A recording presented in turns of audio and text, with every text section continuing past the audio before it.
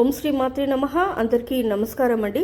బ్రహ్మం గారి కాలజ్ఞానం ప్రకారం శ్రీ పరభవ నామ సంవత్సరం ఉగాది నుండి జరిగేది ఇదే. బ్రహ్మం గారు చెప్పిన కాలజ్ఞానం ప్రకారం ఇప్పటి వరకు ఎన్నో వింతలు, విశేషాలు, సంఘటనలు జరిగాయి.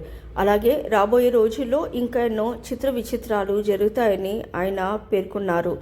ఏ సంవత్సరంలో ఏం జరుగుతుంది, ఏ నెలలో ఏం జరుగుతుంది అనే విషయాలు చాలా వివరంగా చెప్పారు. బ్రహ్మం గారి కాలజ్ఞానం ప్రకారం ఉగాది కొత్త తెలుగు సంవత్సరం నుండి జరిగేది తెలిస్తే ఆశ్చర్యపోతారు.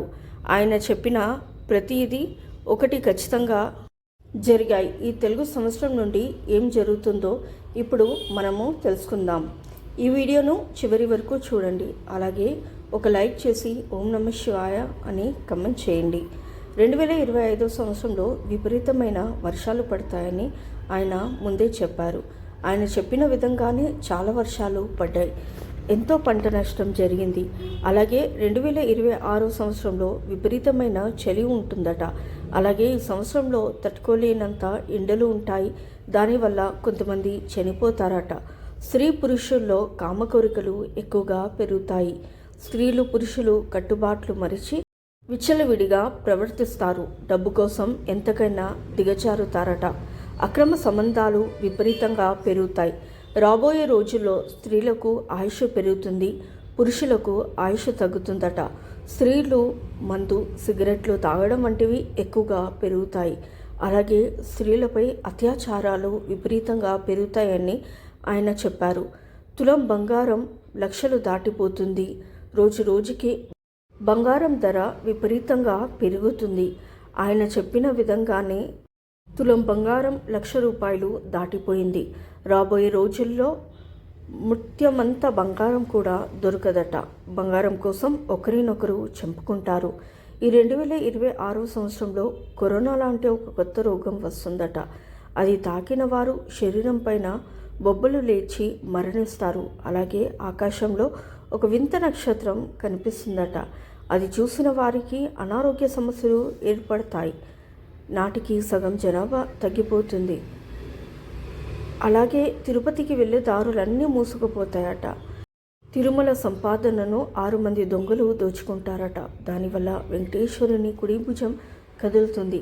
శ్రీశైలం మల్లన్న స్వామి భక్తులతో మాట్లాడుతాడట. రాబోయే రోజుల్లో కొన్ని ఆలయాలు పూజలు లేక మూతపడతాయి. అలాగే ప్రజల్లో భక్తి తగ్గిపోతుందట. దేవుడిపైన నమ్మకాన్ని కోల్పోతారు. ఎన్నో పాపాలు చేస్తారు. వావి వరసలు లేక విచ్చలవిడిగా ప్రవర్తిస్తారు. రాబోయే రోజుల్లో విపరీతమైన పంట నష్టాలు జరుగుతాయట. తినడానికి తిండి కూడా సరిగా దొరకదు. దానివల్ల కొంతమంది చనిపోతారట.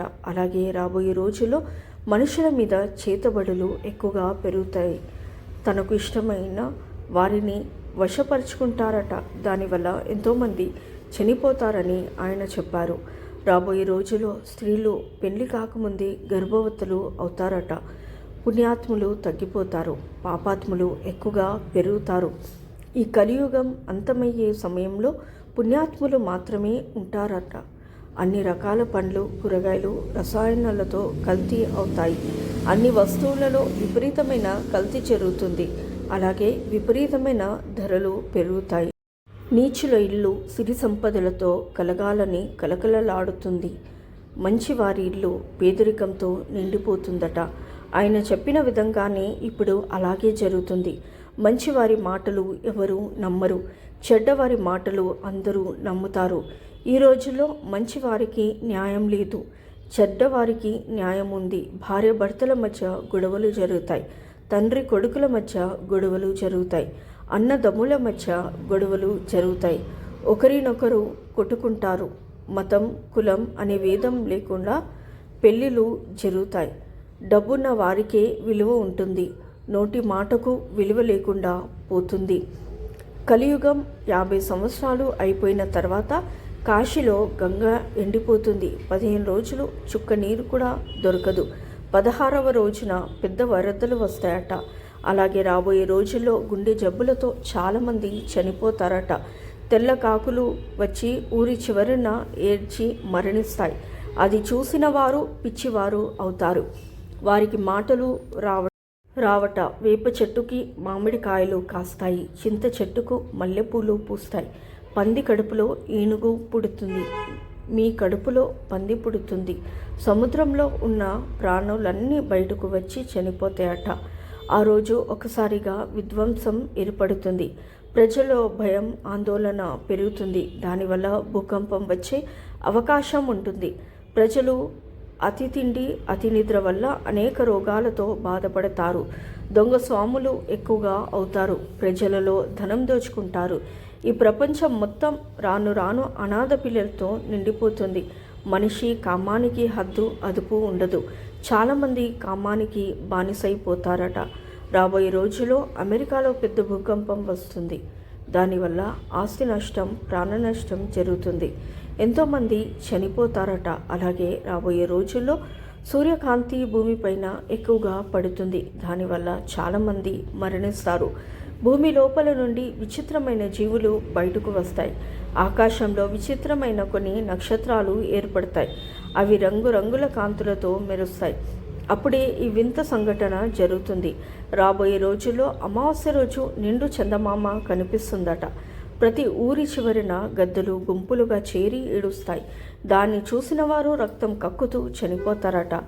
ఆ రోజు విచిత్రమైన అరుపులు వినిపిస్తాయి. రాబోయే రోజుల్లో పెద్ద తుఫాను వస్తుంది, దానివల్ల సమాచార వ్యవస్థ మొత్తం పాడవుతుంది, కంప్యూటర్లు ఫోన్లు అస్సలు పనిచేయవు, దానివల్ల కొంతమంది ప్రజలు పిచ్చివారు అవుతారు.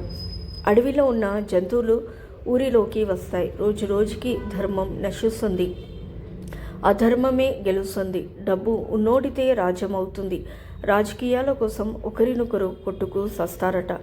కంచి కామాక్షి కంటి నుండి రక్తం కారుతుంది, మధుర మీనాక్షి మనుషులతో మాట్లాడుతుంది, శ్రీశైల మల్లన్న స్వామి శ్రీశైలంకు వెళ్తాడు, కృష్ణా నదిలో నీళ్లు ఎక్కువగా పెరిగి దుర్గమ్మ తల్లి ముక్కు పుడుకను తాకుతుంది, ఆకాశంలో 2 బంగారు హంసలు పుట్టి ఊరువాడ తిరుగుతాయి, వాటిని పట్టుకోవడానికి వెళ్ళిన వారు చనిపోతారు, 8 సంవత్సరాల పాప గర్భవతి అవుతుంది, పతివ్రతలు పతితులు అవుతారు. ఉత్తర దిక్కున ఒక పల్లెటూరులో కోడి పిల్లలు మనుషులతో మాట్లాడుతాయట, దక్షిణ దిక్కున రామచిలుక మనుషుల్లాగా మాట్లాడుతుంది.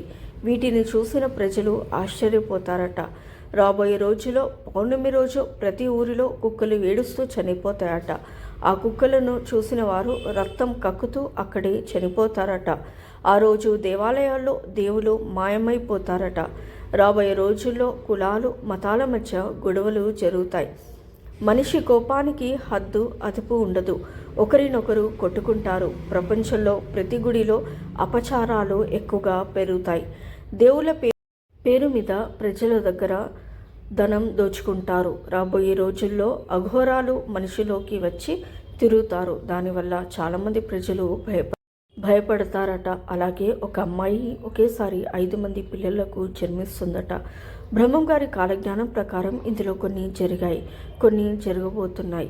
ఆయన చెప్పిన ప్రతి ఒక్కటి 100కు 100% ఖచ్చితంగా జరిగింది. భవిష్యత్తు గురించి ఆయన ముందే తెలియజేశాడు. ఇలాంటివన్నీ అంటే ఇలాంటి వీడియోల కోసం మరెన్నో ఇలాంటి వీడియోల కోసం మా ఛానల్ని ఇప్పుడే సబ్స్క్రైబ్ చేసుకొని మా వీడియోని అయితే లైక్ చేయండి. అలాగే మీ వీడియోస్ నచ్చితే కమెంట్ బాక్స్లో ఓం నమః శివాయ అని తప్పకుండా కమెంట్ చేయండి. ధన్యవాదములు. సో ఇదండి వాటి వీడియో. రేపటి వీడియోలో మళ్ళీ కలుస్తాను. అంతవరకు సెలవు. నమస్కారము. సర్వే జన సుఖినో భవంతు. Thank you for watching.